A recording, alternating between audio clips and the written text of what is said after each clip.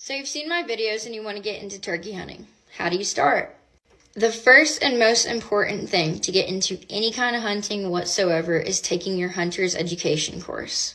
Your hunter's safety certification is usually required for you to buy any kind of licensing. How do you do that?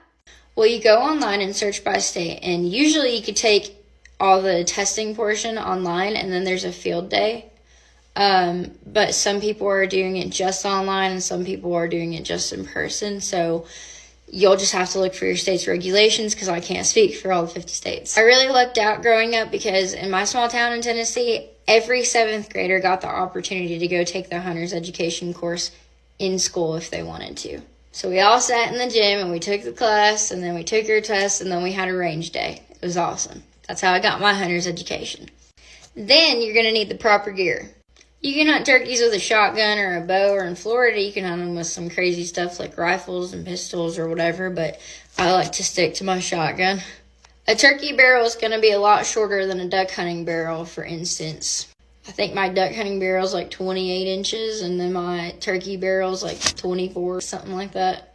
But my personal firearm setup is a TriStar Viper G2. It's in bottomland. And then I use a Jeb's choke tube on the end of it. You need a specific turkey choke tube for turkey hunting versus duck hunting or any other kind of bird hunting. I also use a burst optic. It's a little red dot sight that you put on top of your shotgun. You don't need to do that because I've shot turkeys with the bead and with the red dot. I just happen to prefer the red dot. It's kind of fun. Now, some people don't understand that you have to pattern your shotgun for turkey season. But Nina, why pattern my shotgun if it's already got bottomland on it? That's the only pattern I need. Camouflage, baby. No. Patterning your shotgun is when you shoot at a target and you see exactly where the pattern of your pellets are hitting. So you can go to the store and get one of those fancy turkey head targets, but I personally just get a cardboard box and I draw a turkey head on it if I don't have time to go to the store to get one of those.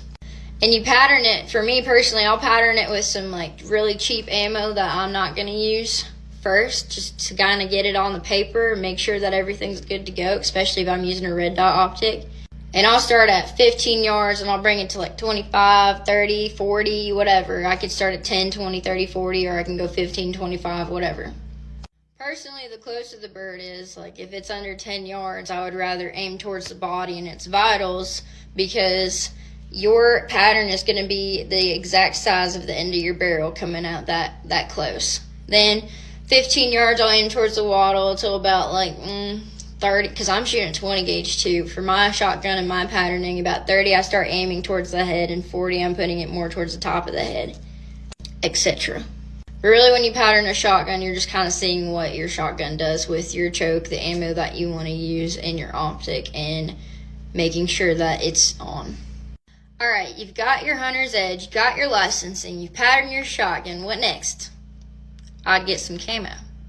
Turkeys have an immaculate eyesight. They can see really well, they can hear, but they cannot smell. If a turkey could smell, we'd never kill them.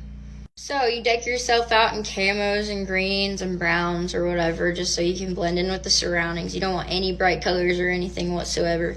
Even on my hats, I don't even like to have a logo that's bright, because if they get close enough, they're going to know something's off.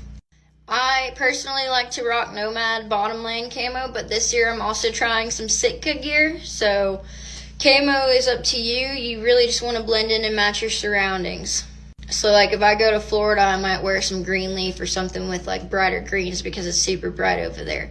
Out here in the West, the Sitka gear is perfect. And just about everywhere, I really like bottomland as a solid like wear it everywhere pattern. If that's what you want to do, is just buy one pattern of clothes to start out with. Bottomland's where it's at. And then depending on your terrain, you got to pick your shoes. So if you're in like a swampy area, you're going to want some like tall boots, tall waterproof boots. I use light boots. In other places, you're going to want snake boots. And then sometimes I'm just like, you know what, I'm going to throw on some hiking boots because I walk around a lot when I turkey hunt. But also sometimes I throw on my shit kickers and sometimes I throw on my camouflage Crocs. So realistically, it's where I'm hunting, where I know that my feet aren't going to get wet or whatever, and then I'll just decide what I'm going to do. Calling is a complete different story. Like, if you want to start calling, I I would look on YouTube for some tutorials or go to Bo Brooks' page to look on how to call. The hardest call that you're going to use is a diaphragm call. That's those mouth calls that you get. And then a box call and a pot call are pretty easier to do. I learned on a little slate, a little pot call. And my daddy taught me how to do it when I was younger. But there's tons of YouTube videos.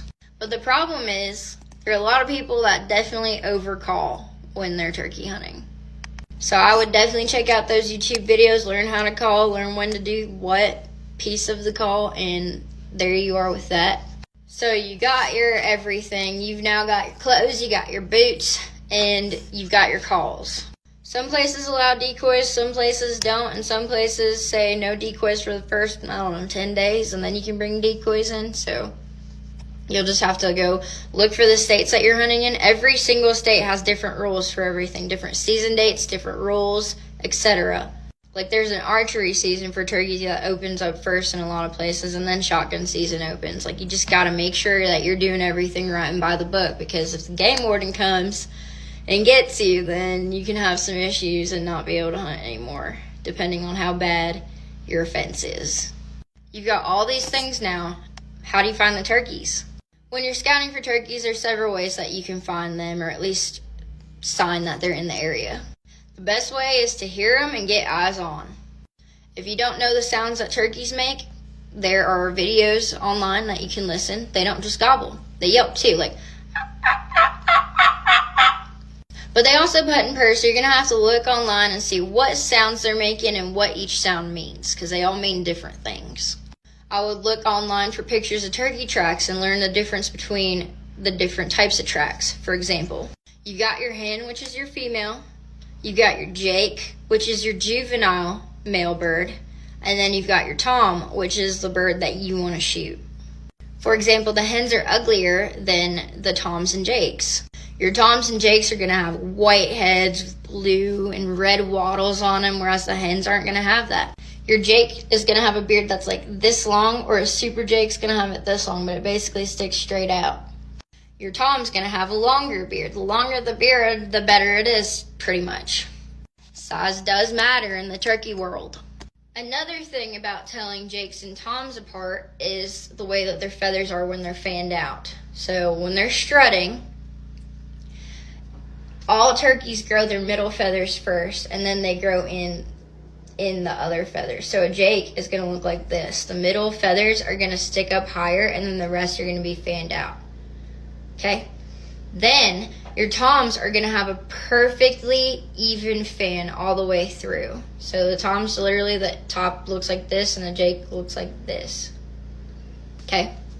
So that's the visual on them, but you got to look up dust bowls, what the tracks look like, what your roosting trees in your areas look like. And yes, turkeys fly up to trees at night and roost all night and then fly down in the mornings. So when it's time to go get hunting them, you want to get as close to the roost as you can without spooking them off the trees.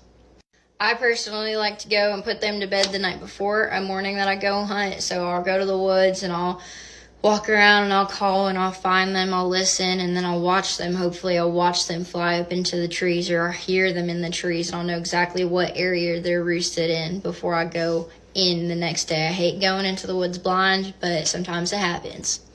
I know this video is really, really long, so I'm going to also post a couple of them, breaking them down into like each section of everything that I've talked about. But another thing is, I don't like shooting birds that are strutting. So if it's in full strut, like I really don't like to do it unless their head's like sideways and they like stick it up just a little bit and they come out of their strut a little bit. But other than that, I like to go like do a little purr and get them to stick their head up. And when they stick their head up, then I pull the trigger. I'm pretty sure I've left quite a bit out because there's just a lot to everything that you do in the outdoorsman world. But I think that's pretty much the basics of turkey hunting. And if y'all have any questions, or if anybody catches something that I forgot to say, just comment it and I will address it. Okay, well, enjoy.